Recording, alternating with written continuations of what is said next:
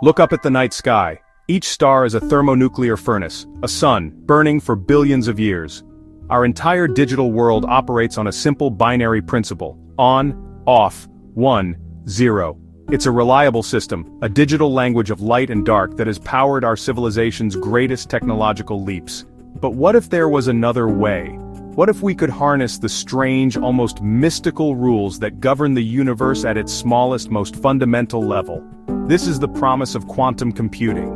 It's not just a faster computer, it's an entirely new way of thinking about problems, a new way of calculating reality itself. We are standing on the shore of a new cosmic ocean. The journey into the quantum realm is as profound as our first journey to the moon. Instead of building bigger engines based on classical physics, we are learning to speak the language of the atom. This language is weird, it's counterintuitive. Imagine trying to solve a maze not by trying one path at a time, but by exploring every single path simultaneously. That's the kind of power we're talking about. It's a computational leap that could redefine everything we know about medicine, materials, and even the universe. The journey begins not with silicon chips as we know them, but with the very fabric of reality. Classical computers are like playing a piano, striking one key at a time. A quantum computer is like conducting an entire orchestra. This isn't just an upgrade, it's a fundamental shift in our relationship with information. Because the universe, at its core, is not classical, it's quantum. Let's dive into the heart of this new machine. The fundamental building block of our digital world is the bit. It's a simple switch. It can either be a 0 or a 1. That's it. All the movies you stream, the messages you send, the complex simulations you run, they all boil down to long strings of these definite states. But the quantum world has a different kind of alphabet. Its fundamental unit is the qubit, or quantum bit. A qubit is not just a switch that is on or off. It's a dimmer switch with an infinite number of positions. It can be a 0, a 1, or it can be both a 0 and a 1 at the same time. This mind-bending property is called superposition. Think of a spinning coin. While it's spinning, is it heads or tails? In a way, it's both and neither. It exists in a state of probability, a haze of potential outcomes. It only becomes definitive when we measure it. A qubit is like that spinning coin existing in superposition of states. This ability to hold multiple values at once is where the quantum computer gets its incredible power. It's not processing one piece of information at a time. It's processing a vast landscape of possibilities all at once. Imagine you're in a library with millions of books looking for a single specific sentence. A classical computer would be like a librarian opening each book one by one, reading cover to cover. It's slow and methodical. A quantum computer is like a magical librarian who can open every book simultaneously. This power grows exponentially. With 2 classical bits, you can represent one of 4 combinations at any time. But with 2 qubits, you can represent all 4 combinations simultaneously. With 300 qubits, you could represent more combinations than there are atoms in the known universe. This is the quantum dream, a computational space so vast it can model universal complexity. As if superposition wasn't strange enough, the quantum world has another trick up its sleeve. It's a phenomenon that Albert Einstein famously called spooky action at a distance. It's called entanglement. Imagine you have 2 of our spinning coins, our qubits. We can link them together in a special quantum state. They are now entangled. This means their fates are intertwined, no matter how far apart you separate them.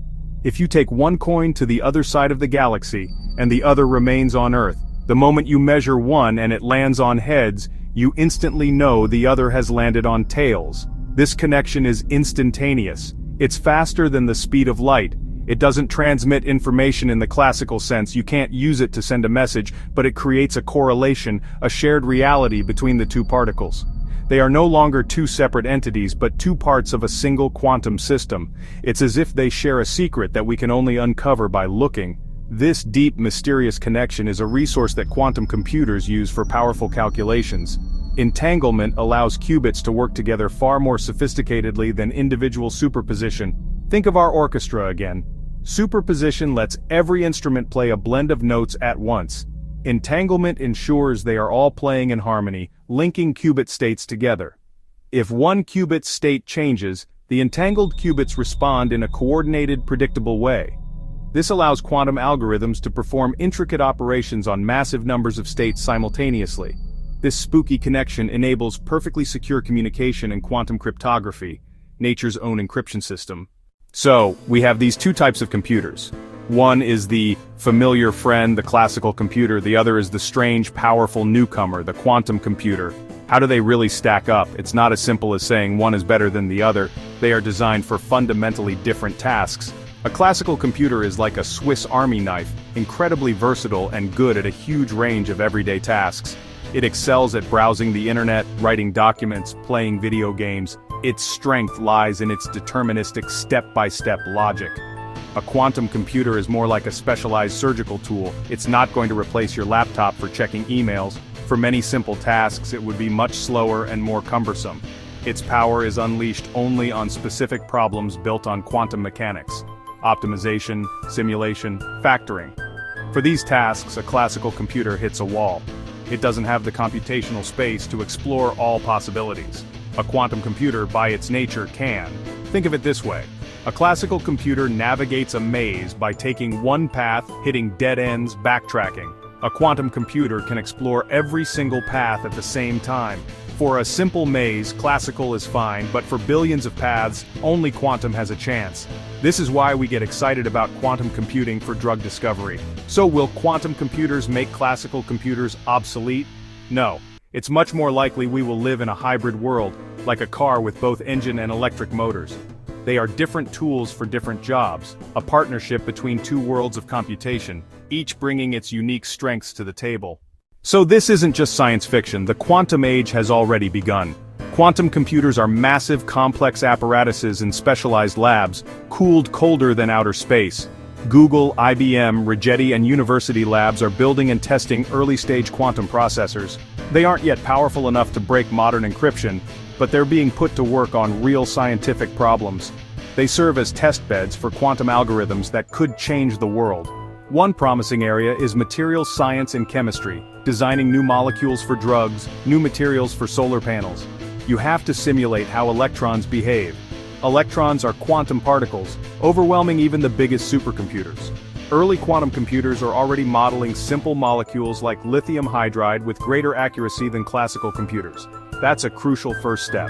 As machines scale up, they could help design life-saving medicines and hyper-efficient materials. Another key application: optimization. Many major challenges are optimization problems: logistics, routing thousands of delivery trucks; finance, building optimal investment portfolios from millions of assets; artificial intelligence, training ML models more effectively. These problems explode in variables. Quantum algorithms like QAOA are being tested to find better solutions. That could save industries billions and cut energy use. We're also seeing early quantum-powered machine learning. ML is about finding patterns in data. Quantum systems can exist in high-dimensional spaces, potentially recognizing patterns invisible to classical algorithms. Researchers are exploring how quantum principles can enhance ML models, maybe leading to more powerful AI. These pioneering applications show the quantum journey has begun. We're taking our first steps out of the classical harbor and into the vast quantum sea. The path to a powerful, fault-tolerant quantum computer is not a smooth one. It is fraught with immense scientific and engineering challenges. The quantum world is incredibly fragile. The very properties that give qubits their power, superposition, entanglement, the slightest disturbance from the outside world, a stray magnetic field, a tiny vibration or temperature change, can cause a qubit to lose its quantum state. This process is called decoherence. It's like when our spinning coin is bumped before it finishes its spin, forcing it to land prematurely. This fragility leads to a major problem: errors. Quantum computations are inherently noisy and prone to errors. A classical bit is robust, a zero is a zero. But a qubit is a delicate superposition of probabilities that can easily be corrupted. A huge part of quantum computing research is dedicated to quantum error correction, or QEC. This involves using multiple physical qubits to encode a single, more robust logical qubit. It's like having several people whisper a secret, so even if one makes a mistake, the others can correct it. However, the overhead is enormous. Current estimates suggest we might need thousands or even millions of physical qubits to create a single, stable logical qubit. Then there's the challenge of scale. To solve meaningful problems, we need thousands or millions of high-quality, interconnected qubits.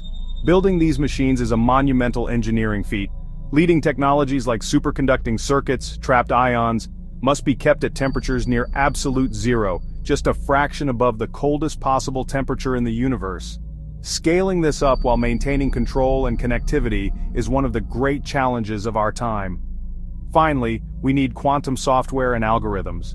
Writing quantum programs requires thinking in probability amplitudes, phase, and entanglement, building the compilers, languages, and operating systems for a new era. Quantum computing doesn't exist in a vacuum. It is deeply interwoven with other great technological revolutions: artificial intelligence, cloud computing. The relationship between quantum and AI is especially profound. On one hand, AI can help us build better quantum computers. Designing and calibrating these complex machines is fiendishly difficult. Machine learning algorithms can analyze noisy output, help scientists tune controls, reduce errors, optimize performance. AI can act as the smart assistant, helping us tame the unruly quantum beast. On the other hand, quantum computing promises to revolutionize AI itself. Many ML tasks are optimization problems, like finding the best weights for a neural network. A quantum computer could explore vast configuration landscapes much more efficiently than classical computers, potentially leading to breakthroughs in AI capabilities. This field, known as quantum machine learning, could enable more complex models, solve intractable problems, and perhaps accelerate our path toward more general forms of artificial intelligence. Cloud computing provides the essential bridge to make this power accessible. Quantum computers will not be personal devices. They will be massive, centralized resources like giant supercomputers. The cloud is perfect for delivering quantum as a service. Companies like IBM, Google, Amazon are already offering cloud access to quantum processors. This allows researchers, students, businesses from anywhere in the world to experiment with quantum algorithms without needing their own multi-million-dollar quantum lab. The cloud democratizes access to the quantum frontier. This synergy extends to cybersecurity. While quantum computers threaten current encryption, quantum principles offer solutions. Quantum key distribution uses entanglement for provably secure channels. If a spy intercepts, the system alerts users. In the future, our data might be protected by quantum encryption, transmitted over quantum internet, processed in hybrid clouds. What will the world look like when we have large-scale, fault-tolerant quantum computers? It's like asking someone in the 1950s to predict the internet. The most profound changes are often the ones we can't yet imagine. But we can see the outlines of a transformed world. In medicine, we could simulate complex molecules and protein folding with perfect accuracy. This could lead to rapid design of new drugs for Alzheimer's, cancer, viral infections, created through precise atom-by-atom design, personalized medicine tailored to individual genetic makeup. In material science, we could design revolutionary new materials from the ground up. Imagine room-temperature superconductors, lossless power grids, new catalysts pulling CO2 from the atmosphere, ultra-efficient batteries revolutionizing energy storage and transportation. By manipulating matter at the quantum level, we could engineer solutions to humanity's greatest challenges: clean energy, sustainable agriculture. Our fundamental understanding of the universe could be transformed. Quantum computers could simulate black holes, probe dark matter and dark energy, unify quantum mechanics and general relativity. We could ask questions about reality's nature and get answers from direct computation. The quantum computer could become our most powerful telescope. This future won't arrive overnight. It will be gradual evolution, with quantum processors becoming more powerful and integrated. But the journey will redefine what is possible. It will create new industries, scientific disciplines, and ways of thinking. It's a future where complexity is opportunity, where we harness reality's weirdness to build a better, healthier, more knowledgeable civilization. The quantum future is a canvas, and we are just beginning to mix the paints. We have journeyed from the familiar world of bits and bytes to the strange realm of qubits, superposition, and entanglement. This represents a fundamental shift in how we process information, turning the universe's weirdness into a powerful tool. The quantum revolution is coming, and it will in time change everything.